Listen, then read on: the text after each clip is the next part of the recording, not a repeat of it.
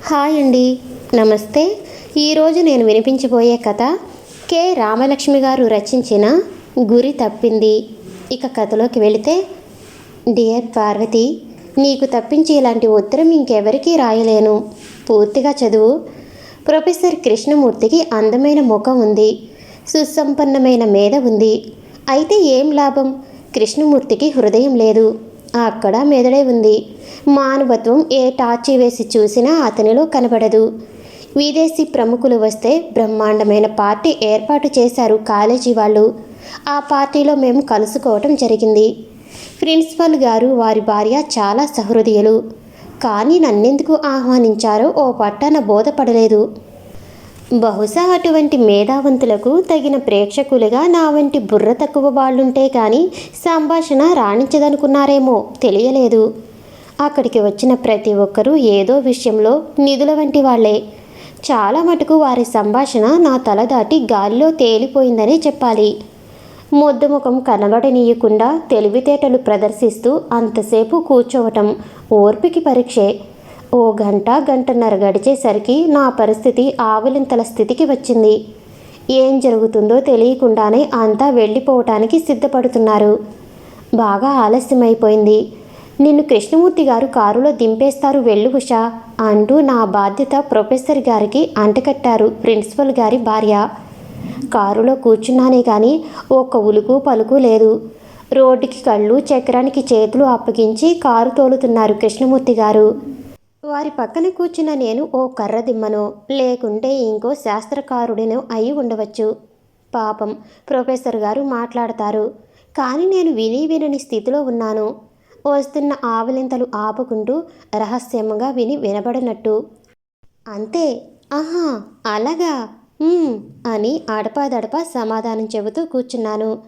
నన్ను ఇంటి దగ్గర దింపుతూ చాలా ఆప్యాయంగా, మళ్ళీ ఎప్పుడైనా ఇలాగే కలుసుకుందాం అన్నారు కృష్ణమూర్తి గారు. ఆ క్షణంలో గడ్డిపోచతో కొట్టి ఉంటే నేలకి ఒరిగి ఉందననుకో. ఇంత అందంగా ఉండి ఇంత తెలివితేటలు గల అమ్మాయిలు చాలా అరుదు. నీ పరిచయం కలిగినందుకు నాకెంతో సంతోషంగా ఉంది అన్నారు. నాకు ఊపిరి ఆడలేదు. అదే ప్రారంభం అనుకో. తర్వాత రోజులు, వారాలు తప్పిపోయాయి, దొర్లిపోయాయి. కానీ ఈ మెదడు గారిని మనిషిగా మార్చాలనే నా ప్రయత్నాలు అంతంత మాత్రంగానే ముందడుగు వేశాయి. తరచుగా కలుసుకుంటూ ఉండేవాళ్ళం. కాలేజీ అయిపోయాక బీచ్కి వెళ్ళేవాళ్ళం. గ్రంథాలయాలు చుట్టేవాళ్ళం. ఊటనే అలా తిరిగి వస్తూ ఉండేవాళ్ళం. కానీ ఎంతకాలం అని అలా తెలిసి తెలియని తెలివితేటలు ప్రదర్శించగలను? ఎంతకాలం అలా శూన్యంలోకి చూస్తూ అదే నా తెలివి అని నమ్ముతున్న ఆయన పక్కన కూర్చోవటం? ఇది లాభం లేదనిపించింది. నెల జీతం రాగానే పుస్తకాలు కొనడం ప్రారంభించాను. ఒక్కటేమిటి, సైన్సు, ఎస్ట్రానమీ, ఫిలాసఫీ, వాటితో కుస్తీ పట్లు ప్రారంభించాను. నా పాత లెక్కల పుస్తకాలు పైకి తీసి దులిపాను. నా ఆల్జీబ్రాకి మెరుగులు పెట్టడం ప్రారంభించాను. మొదట్లో ఇది చాలా కష్టమైన పనే, ప్రాణం విసిగేది. అయితేనేం, తినగా వేము తీయనవును అన్నారు కదా. ఇవన్నీ చదివి కృష్ణమూర్తి గారు అడగనప్పుడు తెలివిగా ప్రశ్నలు వేయటం నేర్చుకున్నాను. ఇలా 1-2 తెలివైన ప్రశ్నలు వేస్తే చాలు, ఎంతసేపైనా మాట్లాడగలరాయన. సైన్స్లో ఎంత గట్టివారో ఇతర విషయాలలో అంత ఆసక్తి ఉంది ఆయనకి. నడిచే విజ్ఞాన సర్వస్వం అనుకో. గంటల కొద్దీ ఆయన చెప్పేది వింటూ ఉండేదాన్ని. వాటి మీద వీటి మీద తన థియరీలు చెప్పేస్తూ ఉండేవారాయన. ఒక్కొక్కప్పుడు ఆయన చెప్పేది అర్థమయ్యేది, బుర్రకెక్కేది. కానీ తరచూ ఆయన అలా తీక్షణంగా మాట్లాడుతుంటే పక్కవాటుగా ఆయన అందమైన ముఖం చూస్తూ, ఈ మానవుడు, ఈ మెదడు ఎప్పటికైనా మనిషి అవుతాడా, నన్ను దగ్గరికి తీసుకుంటాడా అని ఆలోచించేదాన్ని. ఒకసారి శాస్త్రీయ సంగీత కచేరీ నుంచి తిరిగి వస్తుంటే నేను ఎన్నాళ్ళ నుంచో ఎదురు చూచినది జరిగింది. అప్రయత్నంగా ప్రొఫెసర్ గారి చేయి నా చేయి మీద పడింది. అలాగే నా చేతిని గుప్పెట పట్టుకున్నారు. వింతగా నా ముఖంలోకి చూశారు. నా ఒళ్ళు పులకించింది. నేను కన్న కలలు నిజం అయ్యాయి. హఠాత్తుగా ముందుకు వంగి నా చెంప మీద ముద్దు పెట్టుకున్నారు. మరుక్షణంలోనే నా చేయి వదిలేస్తూ, క్షమించు ఉషా, నాకు ఈరోజు ఏమైంది అంటూ తెగ బాధపడ్డారు. నీలాంటి తెలివైన దానికి ఇలాంటివి అసహ్యంగా ఉంటాయి, నన్ను క్షమించు అంటూ కారు స్టార్ట్ చేశారు. నేనెందుకు ఇలా చేశానో నాకే అర్థం కాలేదు. ఇకపై ఎప్పుడూ ఇలా జరగదు, క్షమించు అని పదే క్షమార్పణలు వేడారు. మనిషిలా ప్రవర్తించినందుకు క్షమార్పణ అనవసరం మాస్టారు అన్నాను సాధ్యమైనంత చిలిపిగానే. చాలా సంతోషం. మామూలు స్త్రీలైతే నన్ను అపార్థం చేసుకునేవారు అంటూ గొణిగారు కృష్ణమూర్తి గారు. ఇది జరిగాక మా స్నేహం పూర్వంలాగే చాలా ఉన్నతంగా, ఆదర్శవంతంగా మేధాసౌధాల ప్రాంగణాలలోనే నడిచింది. ఎక్కడా చెక్కు చెదరని ఈ మాస్టారు మీద నాకు కోపం వచ్చింది, జాలి వేసింది. ఆనాటి సంఘటనని పూర్తిగా మర్చిపోయాం.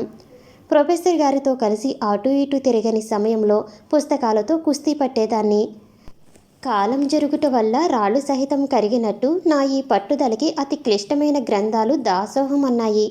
ఇదివరకులాగా మేస్టారు చెప్పిన దానిని వినటంతో పాటు నా వ్యక్తిగత అభిప్రాయాలను సహితం చెప్పటం ప్రారంభించాను. ఇంకా పుస్తకాలు కొన్నాను. ఉన్నట్టుండి ఒకసారి ప్రొఫెసర్ గారు 2 వారాలు సెలవు పెట్టారు. తిరిగి రాగానే వివరాలు చెప్తాను అన్నారు. కొత్త థియరీ మీద కూర్చుంటున్నారేమో అనుకున్నాను నేను. వారాలు గడిచాయి. నేను ఇంకా పుస్తకాల పురుగులలా తయారయ్యాను. ఉన్నట్టుండి ఆ రాత్రి ఫోన్ వచ్చింది. నేను న్యూక్లియోనిక్స్తో, అంటే నీకు అర్థం కాదులే, కుస్తీ పడుతున్నాను. ప్రొఫెసర్ గారు చాలా సరదాగా ఉన్నట్టున్నారు. నీకో విషయం చెప్పాలి అన్నారు. చాలా హుషారైనదా అన్నాను. నువ్వు అలాగే అనుకోవాలని నా కోరిక. నిజానికి ఈ ఊహ కలిగించినది నీవే మరి అన్నారు. నేనా అని ఏమిటై ఉంటుంది చెప్పమా అని బుర్రబద్దలు కొట్టుకున్నా ఏమీ తట్టలేదు. అదేం లేదు, నీకు తెలియకుండానే నాలో ఊహలు నువ్వు కలిగించావు. నీకు జ్ఞాపకం ఉందా ఆ రోజు నీ చెంప మీద ముద్దు పెట్టుకున్నానే? ఆ రోజు నుండే నా జీవితంలో ఉన్న లోటు ఏమిటన్నది గ్రహించాను అన్నారు కృష్ణమూర్తి గారు హుషారుగా. నా హృదయం ఉప్పొంగిపోతుంది, నా కంఠం పూడుకుపోతుంది. అయినా తేలికగా. రొమాంటిక్ ఎలిమెంట్ అన్నాను. కరెక్ట్. నీకు జ్ఞాపకం ఉందా? ఒకరోజు నా స్నేహితుని ఇంటి ముందు కారు ఆపి లోపలికి వెళ్ళి బెదురుగొడ్డులాగా తిరిగి వచ్చాను. జ్ఞాపకం లేకేం? ఆ అమ్మ శక్తి లాంటి అమ్మాయి బూజుల కర్రతో హాలు మధ్య సాక్షాత్కరించింది అన్నారు. నిజమే, నాకు ఆ రోజు బాగా జ్ఞాపకం. కృష్ణమూర్తి గారు దడుచుకున్నంత పనయింది. ముఖం ఎర్రబారింది. నుదుట పట్టిన చెమట జేబురుమాలతో తుడుచుకుంటూ హడావిడిగా వచ్చి కారులో కూర్చున్నారు. మేం పెళ్లి చేసుకోవాలని నిశ్చయించుకున్నాం. సంతోషంతో తడబడింది మాస్టారి కంఠం. బాగుంది కదూ. నే విన్నదేమిటో ఒక్క క్షణం తర్వాత అర్థమైంది. మాస్టారిని హృదయం ఉన్న మాస్టారిగా మార్చాలన్న నా తాపత్రయం బాగానే నెరవేరింది కదూ. నాకు మంచి పనే జరిగింది.